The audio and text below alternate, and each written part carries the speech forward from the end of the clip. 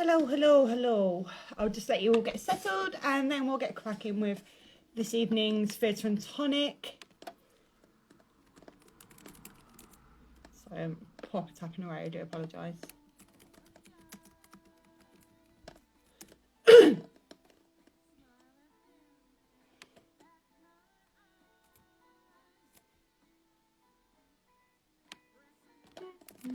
Give me a second, I'm just going to have a quick drink. Hi guys, hope you're well. If you're new here, I'm Emmy. I run carpediememmie and you are joining me for a Theatre&Tonic this evening. We are going to be joined by Georgia, who is going to start as Sandy in the upcoming Greece tour, UK tour. So she's just asked to be requested. Kelly's trying to get in this live as well. Kelly, we will sort it, love. We will get you on, love. I hope you've had a really good day. I've had quite a stressful end to the week, so I'm very much ready just to have a bit of a chat and chill tonight. Right, let's get Georgia in. Gordon Bennett is missing it. Hi, Mark. Hi. Hello. How are you? I'm good, thank you. How? Friday. Oh, are we back? Oh, yeah, I sorry. can see you. That's fine. Yeah, I'm well. I'm just ready. I can't see you. You're frozen. Oh, let me try it again. There we go. Have we got it? Yes, got it. Yeah, it's probably my. It should be fine now. Oh dear. Thank you so much for your time. Travelodge 4G. Good old Travelodge. How are you doing, Georgia? Are you okay? Yeah, I'm good, thank you. I literally just got back from rehearsal, just sang Hopelessly Devoted with the whole company for the first time, which was awesome. So exciting. Wow. Yes, we've got some very cool backing vocals added in now. It's really cool. How are you feeling about it though, with the rehearsals and stuff? Are you kind of feeling like it's going in a nice rhythm and you're getting it there now, or? Yeah, definitely. I think it's taken me a little bit to adjust because this is my first time touring. Yeah. So kind of the homesickness that comes with that, coming away for the first time, that was a little bit funky, but I feel like I'm in the groove of things now. Obviously, it's been a good 2 years since I've been in a rehearsal room, so that's just been the energy is electric in that room because everyone has just been dying to come back, and now we're finally back. It's amazing. Oh, it's so exciting. So, Georgia, to get us started in this Q&A, where did it begin for you? Oh, to be honest, from birth. My mum always says the first time she ever heard me, felt me kick, was when she went to see 𝗘𝗺 and she was sat on the front row and the overture started and I kicked for the first time. And I was like, this is my jam. Yes, theatre. And I think mum knew from then on she'd have a very expensive theatrical baby. So from then on, really, my mum did amateur dramatics. So I always watched her in shows. So I think I've just grown up around it. Like my mum, my granddad did does a lot of amdram. So it was kind of in my blood, I think. So yeah, I've always been the biggest musical theatre fan, you know, watching Annie every day for a year when I was a kid, and like my mum tricking me into doing housework by saying, let's play Annie. Like very sneaky, very sneaky. That's a good way of doing it. Yeah, right? So I think it's always been a thing for me. There's never been a time in my life where I didn't want to do this. And I think I'm very lucky for that it's always been, yep, I'm going to do that. That's going to be my job. I'm not going to have a plan B. I'm just going to throw caution to the wind and just go for it. So yeah, it's always been in me. And what do you think it is then about theatre that keeps your passion alive for it, do you think? I think it's, every show is different. Yeah. You just never know what you're going to get, especially when you go into a show cold. Like there's nothing like going into something brand new and not knowing what you're going to get. Or on the other spectrum, being obsessed with a show and finally getting to see it. I think it's just the whole, when you're on stage, you're away from anything else. It's you and that character for 2 hours. So even if you're having the worst time ever, you can get on that stage or sit in a theatre and escape for 2 hours. But it's all the different styles. It's never the same. It's always changing and growing. And but then you can reference back to the golden age and listen to all that beautiful stuff. And yeah, there's just so much variety. You can never get bored, ever. No, it's not a linear thing though, is it? No. Musicals are not linear, are they? They are this journey of going up and down, aren't they? Yeah. So obviously you trained as well. So when you trained and you came out the other side, is there any kind of skills that you believe have been really fundamental to you? Because I think for a lot of people, they're going to training kind of wanting, you know, to have these big roles. Has there been anything fundamental for you that maybe you didn't expect to be so fundamental coming out? I think one of the biggest things I learned from most of my teachers at Mountview were, as an actor, you have a toolbox. I say this to all my students that I teach as well. You have a toolbox, and every single director, choreographer, MD, cast member you meet, they're going to be handing you tools along the way. It's up to you what tools you put in your toolbox as an actor. So not every tool is completely imperative to your journey, and it's okay to have an experience and think, oh, I didn't like that. I didn't really gel with that kind of process. That's okay. I don't have to put in my toolbox. But then the things that you loved, you keep with you forever. And I think that was something I didn't really know. I felt like going into the industry, I had to feel like everything was like, just go with everything and not have my own personal process. Yeah. But your own personal process is so personal and special to you. And I think that's one of the most important things I learned, that like having your own process is fine. And don't get like sidelined by seeing what anyone else is doing, because everyone's process is their own. I think that was something really important that I learned. And also having a thick skin, you know, walking into a feedback room and being told that a performance you did wasn't as good as you thought it was. Do you know what I mean? Even tiny things like your posture wasn't great. At drama school, that feels like your world is ending, right? Oh, my posture's great. I have bad shoulders, When you come out into the real world, those things don't seem so big anymore. And you can kind of compartmentalize things a little bit more when you're out into the big world, doing the thing. I feel like nothing can prepare you for your first professional job, not even drama school, because the situation's different. The cast, the company, the director, the choreographer, there's no way to prepare for that. You can prepare in certain ways, but every single process is so different. And I think that's really great, because there's so many opportunities to learn things, and you're never done learning as an actor. It's never ever right, I know all I need to know, because you'll move on to another process. Like I'm working with Nikolai and the team at the Curve, and already I'm on day 4 and I'm learning so much and taking stuff from other people. And I've been graduated since 2017, and people might think, oh, when you leave, you know everything, and you so don't. And that's okay. It's okay not to know everything and to not feel like you know everything. That's fine. And obviously we've had quite a difficult past year. You know, it has been a bizarre year. It kind of still seems like it's never ending in certain aspects. So how have you reflected on the last year, do you think? I think this year has really helped, not that I didn't know already, but really solidified the fact that this is what I want to do forever, you know. Having a year and a half away from it, you could easily start to go into other things, and that's fine. I'm not saying that's a bad thing at all, but for me it was like, no, nothing else is sticking. No other hobby that I'm trying, nothing gives me the buzz that performing does. So it was a nice kind of solidification, like another round of that. You always have those little moments in your career when you go, oh god, yeah, this is what I want to do, and not being able to do it helped even more for me to give me that drive to get back. But also having hobbies and having interests outside of your job, which I didn't really have, to be honest. And I think that's can be a really dangerous thing if your whole life revolves around this thing. One thing.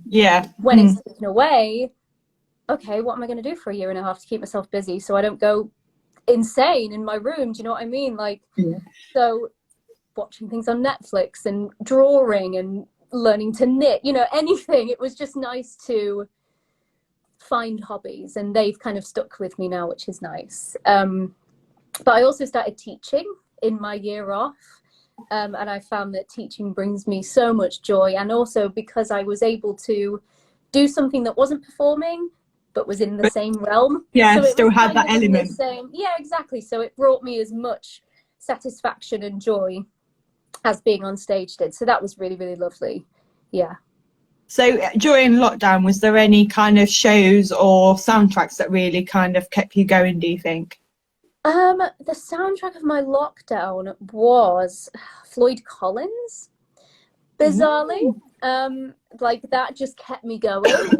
It's about a man who is stuck in a cave until he dies, which is quite dark, but like there's a lot of like symbolism and messages about isolation and being on your own and not being out into the world. So I found a lot of comfort in that as well.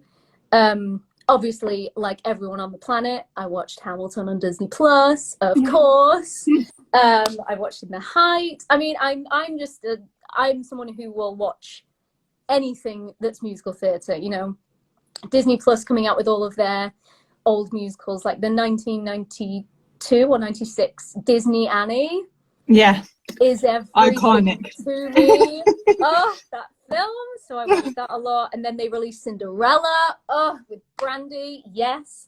So I was literally just a content hog, basically. And anything that I could find on YouTube and Netflix, I watched. Because it is that I am a person who will see everything that is on in the West End and off West End and everything.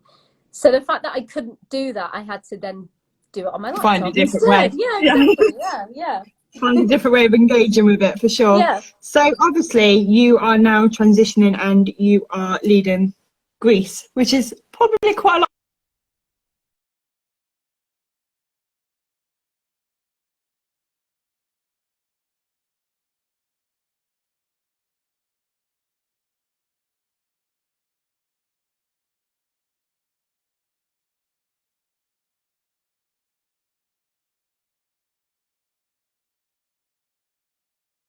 Wait a minute, see if it reconnects. Oh, you're back. Oh, I'm back. Yay! If Greece is the word, what is the question?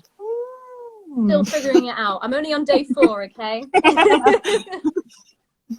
Oh dear. So we'll go back to a question. So if you are leading, so you're now moving on and you're leading the iconic musical that is Grease. So how do you feel about being part of this touring production? That's probably one of the first that's going to kind of tour after all this lockdown. Yeah, it's amazing. We keep saying we really feel like Greece is what people are going to need.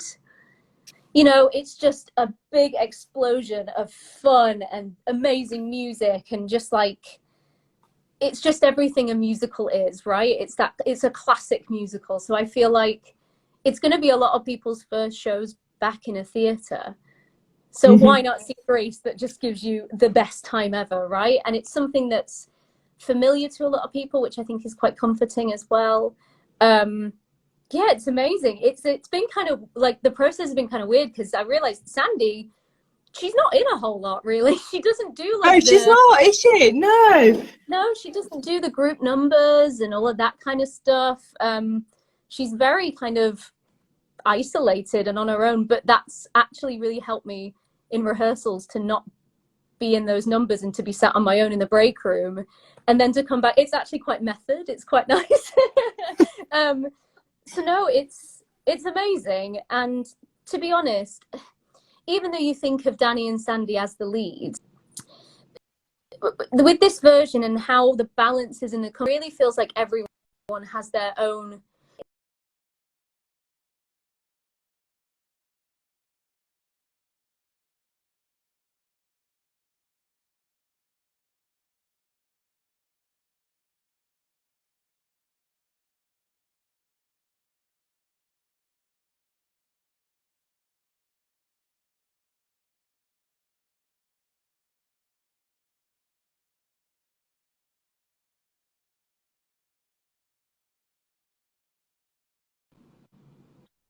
You're back. I was like, it keeps going, we connect, and I was like, what's going on? You're back.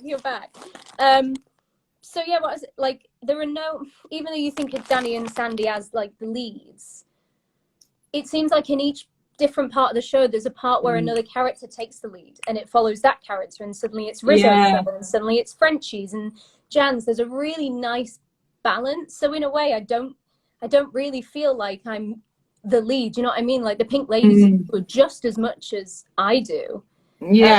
So that creates a really nice balance in the company as well. Like it's just like everyone's got a story to tell and we give them a moment to tell it, and that's awesome. Yeah, I feel like the musical version, like you say, it gives the opportunity to get to know all those other characters that I think we didn't get in the film, did we? We didn't get, no. You know, it was very much about this love story, and actually the show enables it to unpick it a little bit further on those individual characters, doesn't it? Yeah, there's so much more content in the musical, especially in our version. There are a couple of songs from the original Broadway production not been heard since then, so that's another reason to come, because completely unheard Grease songs, a show that you think you know, you don't, because they're too many songs. Yeah, it's a lot different to the film. Songs are in different places than they are in the film. There's a lot of different dialogue. I am not from Australia, unfortunately. No.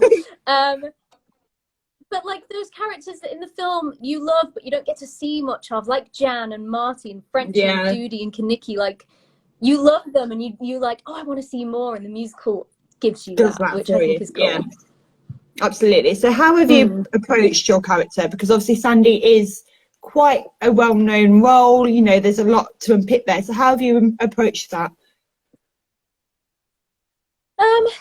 I see a lot of her in me. And the way that this show has been cast, we were talking about this today, we were like, God, everyone who's been cast in a role has a touch of that person in them. So it's like a version of you that's like amplified, you know, an American, but there's like a touch of that character in everybody. So for me, it's about kind of harking back to when I was at school and how I felt being in a group of girls who weren't necessarily super nice to me, and there was maybe one girl who was, like my Frenchie, you know, and it's a lot of kind of recall back to what it felt like to be at school. And we talk a lot about inner anger and protest and being a teenager and how annoying that can be and upsetting, and there are so many hormones everywhere, and like you're like, what is my life? I don't understand. I don't know who my friends are. What if I bring, we were saying the other day, like sometimes you'd say to your mum, please don't pack me a tuna sandwich because people are going to laugh at me because I've got like a smelly sandwich. Like something so small as that could get you kicked off the table at lunch. So for me, it's about like thinking about back to school and how it felt, and also like being in a new company that helps, like getting to know people and kind of figuring out who you are in that group. But we've spoken a lot about not playing Sandy as how you think of her in the film.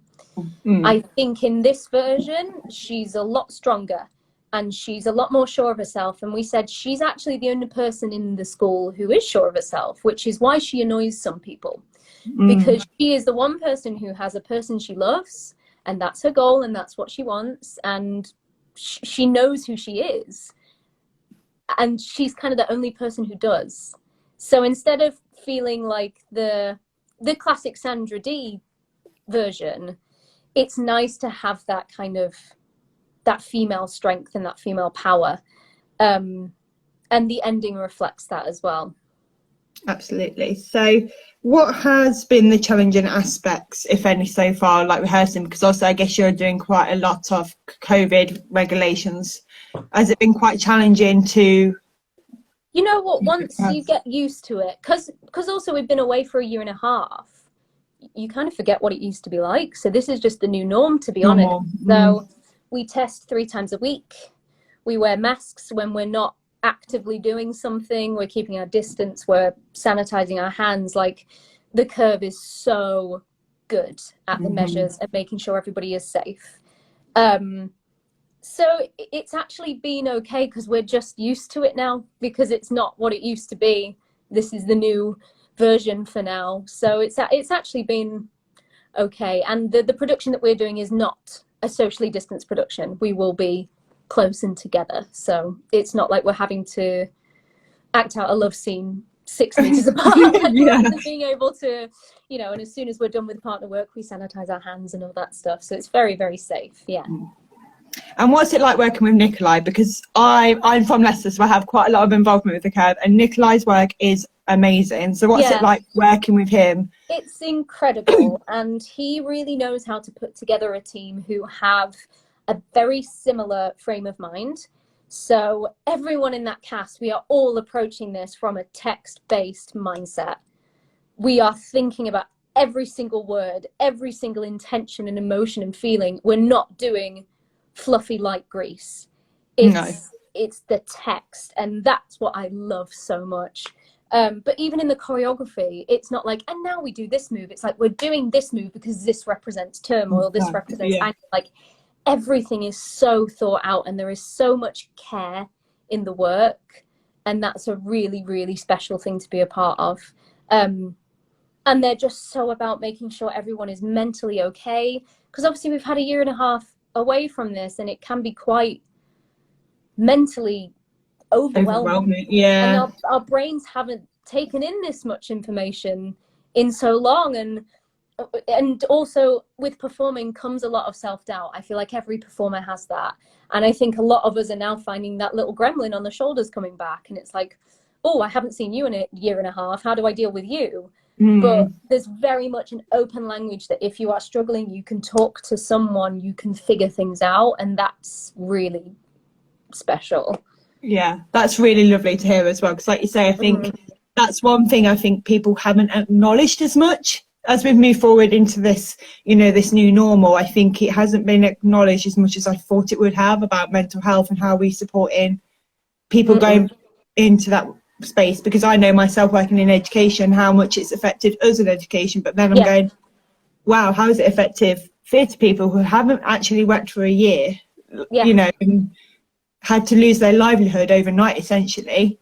So it's a really strange thing. And have you had any, thinking positively, have you had any kind of pinch me moments since you've been back? Oh, totally, like every day. Like today, literally just before we came on, I just sang Hopelessly Devoted in front of everyone for the first time, and they come in with the backing vocals, and that was like a, oh my god, I'm singing Hopelessly Devoted, like it's my song, I'm Sandy. Like I keep having those moments being like, oh my god, I'm Sandy, what? Like it's such an iconic part. I've not really played a part that is so iconic before, so it's kind of like mind-blowing really, because it's always been a dream role. I played the role at school when I was in year 8 when I was 12, and I always said to myself after doing that, like, oh god, I would love to play Sandy professionally again one day, and it's happening now, and that's just wild. Your year 8 self will be very proud, right? And also like, because I'm not in a lot of the big numbers, I get to sit at the side and watch everyone be amazing. So that's another one of those moments of just like, oh my god, this company is just so good, and I get to watch you and like be friends with you, and you're all amazing. And I think that's just like, it's a warm feeling that I haven't had in a long time. So it's very well. And you can, and I guess like you say, you get to experience that side, because I guess when you're in it, you're kind of in it, and you forget all those little details, don't you? So you're able to experience that, aren't you? And I think you realise how much you took it for granted in the past. And I feel like a lot of us are now coming back and thinking, oh my goodness, I will never, ever take this for granted again. Because it is, at the end of the day, it is a job. And as in any job, you can sometimes get, not lazy, but you just get used to it. Yeah. And then there are some times during that time you realise what you're doing, and you remember how much people want to do your job. And you kind of kick yourself and go, don't do that. Like, be grateful. And I feel like this has been one of those kind of, God, we're so lucky, and I can't believe this is my job. Like, I love doing this, and like, I get paid to do this. I would do this for free. Like, just give me a costume, I'll do it for free, it's fine. But like, yeah, I think there's a lot of kind of, gosh, I'm never gonna take this for granted ever again. Wow. No, I think this time has definitely given everyone that newfound appreciation, hasn't it, for what they do, and you know, those little details that have been lost. Yeah, for sure. So why do you think it is then about Greece that makes it so popular? Because it has been around for such a long time, but why do you think people keep coming back? I think there's a lot of kind of, my mum saw it in the cinema like 7 times, because when she was younger, that was the only way you could repeat to watch something. So I think because of that, it's already a cult film from back then. So you've got that kind of age group who grew up with the film. But then you've got people who are my age or younger than me coming into it for the first time, because it's always on TV. Mm-hmm. It's always sung at karaoke. Who hasn't sung Summer Nights with someone on karaoke, right? It's this, I think it stems from the songs being so good. Like, every song is a bop. There is not one bad song. But also, there's that amazing thing, a bit like Mean Girls, you know, when you're like, oh, you're a Gretchen, you're a Karen, you're a Regina. There's a lot of like, oh, you're a Frenchie, I'm a Jan, she's a Sandy. Like, they're really identifiable characters. And I think that's what draws people as well, because they can see themselves in the different people. And I think that's what makes people come back as well, because it's like, I identify with this person, so I want to watch that on stage. Yeah, it's just iconic. But yeah, it's definitely the songs definitely, I think, is something that makes people want to come again and again. Yeah, I agree so much. So is there a part of the show that's your favourite, or a part that, although you haven't rehearsed it yet, you're kind of really looking forward to seeing how that pans out?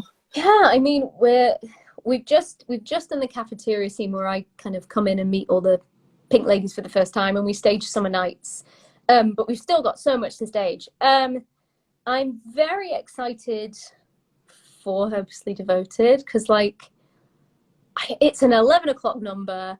It's me in the middle of the stage belting. Like, what? Everyone wants that. Everyone dreams of an arm raised moment center stage, right? And I get to do that, which is awesome. I really like the scene where Sandy and Annie see each other for the first time at school, and it's that kind of like, oh my God, I can't believe you're here. What? We were on the beach in love, and I thought I'd never see you again, and now you're here. And then there's the pink ladies scene where Sandy's a little bit bullied, and they try and make her pierce her ears and drink and smoke, and that's going to be really fun to just kind of be tossed around that room. And I feel like I'm excited for everything. Yeah, everything. And especially the scene at the end with You're the One That I Want. That's going to be really exciting too. Yeah, there's loads of really nice elements in the show though, isn't there? I don't think there's not one that sticks out as like, oh, you know, there is so many different layers to that show, isn't there? Yeah, sure. Especially with Sandy's journey. She's a fish out of water. She's been chucked into this school that she didn't think she was going to go to, right? She's with these new girls. She's trying to figure out where she is on the food chain in this school. Then her love of her life is in this school. Then he's acting weird. So what does that mean? And then it's that kind of like, she's so hopelessly devoted. She's so in love with him, but he's being what society expected of men in the 1950s. And she doesn't understand why he can't be the way he was in Summer. And her whole journey is so up and down because of how Danny treats her and how the girls treat her. It is a bit like she enters this tornado, and she spends the whole show being kind of tossed up inside that, and then at the end she finally settles and realizes who she is. And I think that's when we could have like the Grease sequel, not the Grease 2 that we have, but like her Sandy sequel where she's like living her like full like settled life, yeah, away from the craziness. Yeah. Absolutely. Right, give me a second, just need to grab my charger. Sure. I was like, oh no, I can see it's flashing. Why is it flashing? And it's like, oh, it's really not in 2 minutes. It's like, no, we don't want that. Hold on, is it charging? Yes, sorted. Right, so obviously there's, like you say, there's so many iconic characters in the show. If you could play a different character, if you were given the opportunity to play a different character, who would you choose and why? Oh, Rizzo's fun. Yes, I'm always like Rizzo. She's got so much baggage, that girl, and like, if she only were to be who she really wanted to be, she could be so great. but she's just got so much anger and anxiety in her. I know people always think of her as just like the cool girl who doesn't care, but like she does care, and that's why she hits out and acts out. And there are worse things I could do. I mean, what a song. And that song is so vulnerable, like saying like I could hurt someone like me, I could flirt, I could do whatever I want, but to cry in front of you, and she says that to Sandy, that's the worst thing I could ever do. And I think that's such a sensitive and like snapshot moment into someone's like complete vulnerable self that would be so fun to play. And she's just so cool. She gets to wear sunglasses all the time. She's awesome. From the boys' side,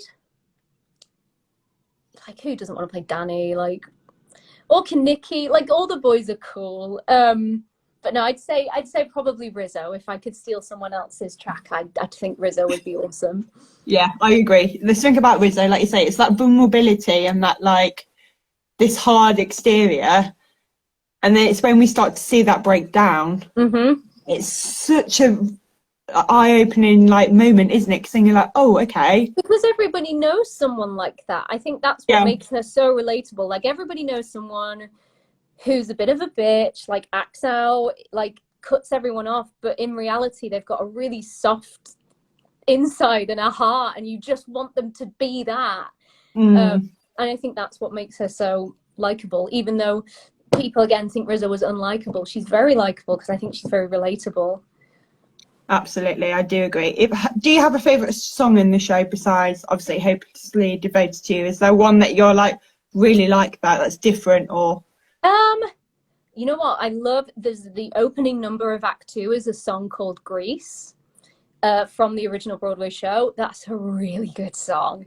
And then I love what are we doing today? Mooning is such a cute song. It's adorable.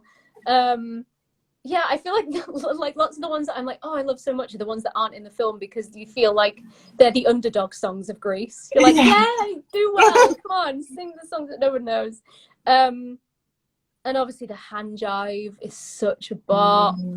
But no, I love summer loving or summer nights, whatever you want to refer it to as, because I think that's just so wholesome, and so she's so wholesome and so pure and so real. And then you see Danny, who's putting on this whole facade of like, oh, did she put out, and it's all about that. And it's so representative of what, again, the standards were in the 50s. Like, the girl has to be the loving wife, the doting wife, the sweet girl, and the husband's all about going out and drinking and having sex and doing all that stuff. And I think that's a really nice kind of view into 1950s culture and the complete opposite sides of the spectrum with the men and the women.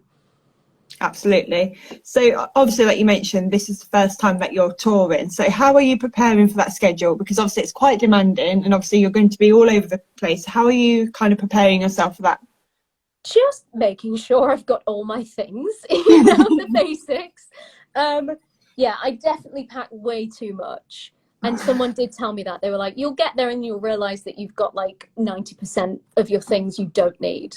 But I'm someone who loves like my home comforts. Like, I love having all my things. So I need a case the size of Leicester to fit all of my nice things in. But I'm such a like vocal health geek. So I like having my steamer, my nasal rinse, and my nebulizer and all that stuff. So I like having all those things. They make me feel safe. But just like, I know it's so silly, but like eating well, drinking enough water, like you've got to have energy, because not only are you doing the show, but you're in a town that you don't know, so you're trying to adapt to that. And then also when we get on the road, we're going to be moving week after week. We're only in Manchester for 2 weeks. Everywhere else it's just a week. So by the time you feel settled, you're going to be uprooted and move somewhere else. But I feel like I haven't kind of had that experience yet, because we're in Leicester until the end of the month. So I think I'll just have to kind of figure it out as I go along. There are a lot of people in the cast who have toured, so I'm grabbing a lot of tips from them. But yeah, it's it's interesting and it's exciting, and I feel like I'm going to treat every week as like a holiday, a new destination, because there are so many places that I've not been to before. Like I've never been to Cardiff, I've never been to Edinburgh, I've never been to Belfast. So I'm not only excited to do the show, but I'm excited to see those places as well. And you're getting to basically do some holidays that we've not had for like a year. You only have to be at the theatre for 6, so you've got all day until then to kind of explore wherever you are, which is exciting. Is that what you plan to do then when you tour? Are you hoping that you get time to really like explore those places that you're in? I'm such a museum lover, so if anywhere has a museum, you will find me there, especially Belfast. I have been dying to go to the Titanic Museum, so I think I'll be living there for a week. So yeah, there's just so many, like, I'm making lists of all the different cafes and restaurants I want to go to, and yeah, make the most of being on the road and try and, because it can feel a bit lonely, especially if you're like on your own. Like some people are sharing digs, but like I'm on my own in the Travelodge. And when I checked in, the woman was like, "You're here for 28 days." I was like, correct, this is my home. Yes, I am. Yeah. So I think I'm going to try and share with a few people in the next few venues, just so it doesn't feel so kind of lonely. And it's also like, what do I have for tea tonight? Where am I going to go? Because I don't have a kitchen. So it's like, shall I go to Wagamama's or Five Guys? Ooh. No, it's fun. It's it's my first time touring, so it feels very independent and grown up, you know. So there's a lot of kind of responsibility as well, but I like it. I feel like I'm going to come out of this a lot more independent, I think, and like streetwise and kind of all the different places I've gone to. I'll be more well-travelled as well. So. That's not always a bad thing, is it? Yeah. Since theatres have reopened, have you been back to see anything? Or do you I tried to see everything I possibly could before I started rehearsals. Literally, I saw Les Mis, Heathers, Cinderella, Six, Hairspray. I think that's it. Basically, and Amelie. 3-4 times in a week I saw Amelie. Yeah. I'm impressed. I'm a huge Amelie fan. I'm impressed. Because I didn't get to see it when it was on before, because it sold out at the other Palace. So I was like, well, I'm going to make up for the 2 years that I didn't get to see this, so I've got to see it loads. But I think it's my favourite thing I've ever seen. I'm obsessed. It's beautiful, isn't it? It's just beautiful. It's so tiny and French. Like, if you compare it to the Broadway cast recording, it's like, what have these people done to turn this into like the most wonderful little musical? Like, it feels like whoever was on that creative team just got what it was and got what it was about. And that whole cast, like, to be able to play like 3 instruments each, right? Each person plays like 20 instruments, and to be singing so well and moving and act like I don't understand how acting. It's so good, isn't it? It blows my mind. It's so good. It's so good. It's one of my favourites. I just think there's something about Audrey. Yes, that part was made for her. Like, yeah, it is. It really was. It's beautiful. Do you have a favourite song from Amelie? Oh, you know what? I love the opening. The way it builds. I also love Stay. And Halfway. Oh my god, like every single one. But I also love The Booth Goes Bright. That Amelie, I said Floyd Collins, but Amelie was definitely one of my lockdown albums as well, because I'd not listened to it and I was like, oh, you know what, I'm going to sit down and listen to it. And I literally sat there for an hour just like, I have never heard anything that sounds like this ever. Like, how? Yeah, I think When the Booth Goes Bright, that's the one that I like constantly listen to on repeat. There's just something about the way that it's orchestrated as well. When it gets to like the it's so like, magical. It's so good, isn't it? Yeah, because it was my first one coming back, like West End, and when I went in, I sobbed all the way through it. So I don't know what happened from the start. When that first note on the accordion goes, I was gone. Yeah. And I sat like 2 rows from the front, and at the end I just had to look down because I kept looking at me crying. I was like, stop making a big thing of it. I'm sure they were emotional too, to be honest. Gosh. And they just kept looking, and I was like, don't look at me, I'm crying and I'm trying to compose myself. It's so good. Apparently your mum has wrote I can't say that word ever. Millennials as well, I believe you've seen. Oh yeah, I forgot about that. Sorry, Elliot. Yeah, my boyfriend wrote a musical called Millennials that was on at MT Fest. Yes. And that was awesome. That was really magical. I think I forgot because that was before like all the bigger theatres were open. But yeah, that was a very, very special pre-everything opening lockdown moment, like to see my boyfriend's musical on stage and see like Jodie Steele and Grace Mowat and all that cast just absolutely smash it. All the songs that I've been hearing him just kind of like sing by his piano out loud. That was very magical. Yes. Mum doing a promo there. Very cheeky.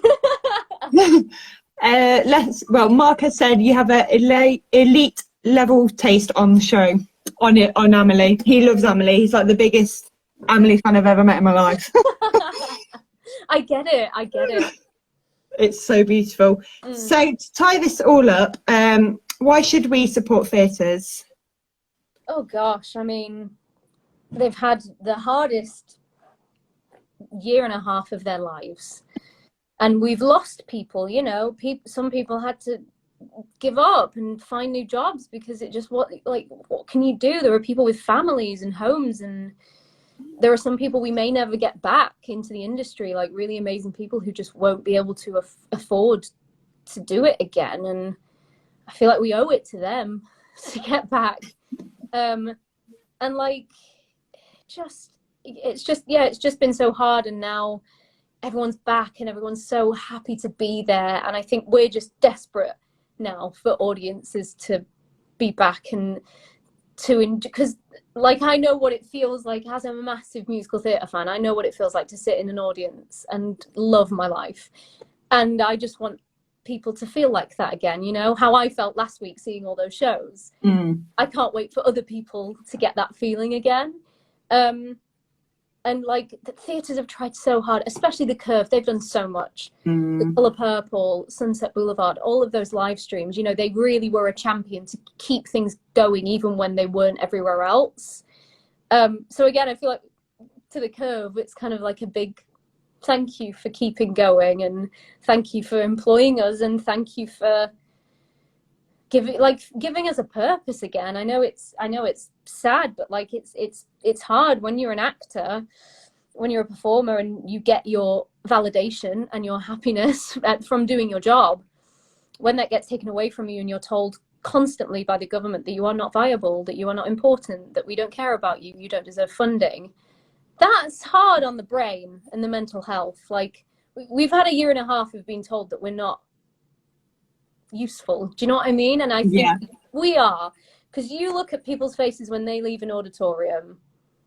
That's it's not, I know we always say we're not changing lives, but I think we are. I've had my life change in the theatre before. Agree, yeah.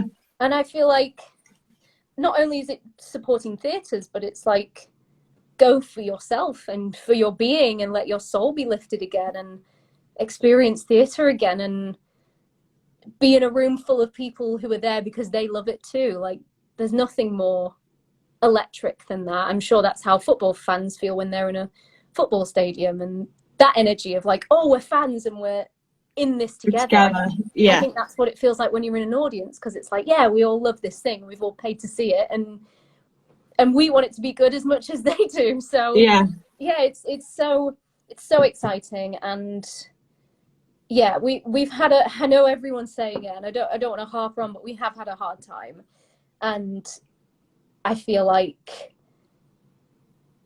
the shows that are going to be on now after this time are going to be some of the best performances you'll ever see, because it's like we've been keeping the lid on the kettle for a year, and we've been bubbling and bubbling and bubbling, and we're finally able to let the water explode. You know what I mean? Like, yeah, it's these people who've been locked inside, and it's like Footloose when they tell you like no music allowed, no dancing. It's been like that for a year, and now it's like, finally. Absolutely. So I think we just want to share that, because we feel that as much as an audience does, and I think it's that connection that's going to be really, really amazing to get back. I couldn't agree more. So one last question for you then. So why should people book tickets to see the Grease tour? You should book because you're gonna have a good time, and that's always that's like always a given with Greece. Like, of course you are. It's Greece, but it is not, maybe if you haven't seen this production before, it is a Greece that you may not expect. It's a little bit grittier. It's a little bit edgier. It's a little bit more raw and truthful. As I said, there's a couple of new songs. Yeah, it's not the Greece that you think it might be, and I think that's cool and exciting when you take something that is so iconic and well known and have the bravery to go, actually, we don't think it is that, we're going to change it. Like, I think that's awesome.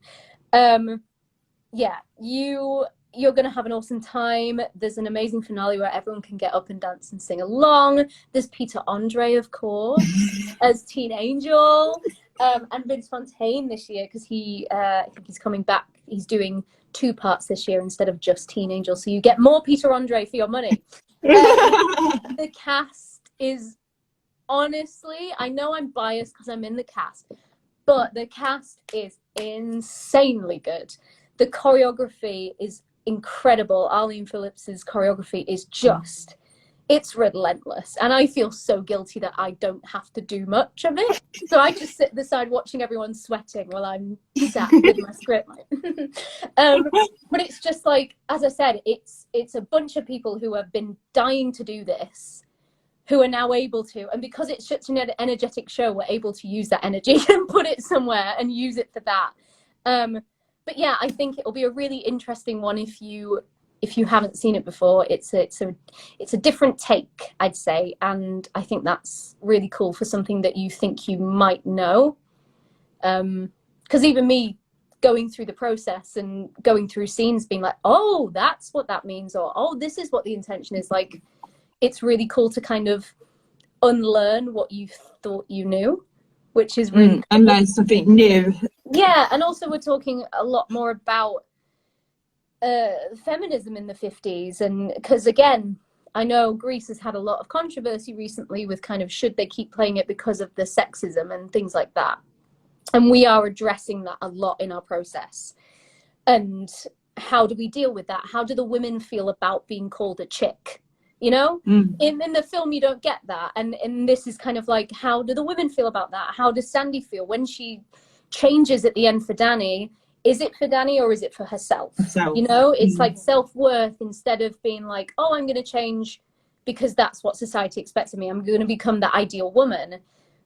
For us, it's kind of like, no, I don't need to change for you. I want to change for myself. For me, yeah. I want to do what I want to do, and I think that's really cool. So yeah, it's a new, fun, funky Grease. Yeah, it's exciting. Absolutely. It is really exciting. I saw the last UK tour when it came to Curves. I'm always really excited to see how different people take on. Yeah, and there's a lot of, and this process has been amazing because it's very much, what do you want to do? Where do you want to move? How do you fit? So it's even going to be different from the last tour because it's a different cast. There's so many changes happening because it's different people, and that's what's amazing, because sometimes you don't get that as an actor, like, oh, what do you feel? Where do you want to go?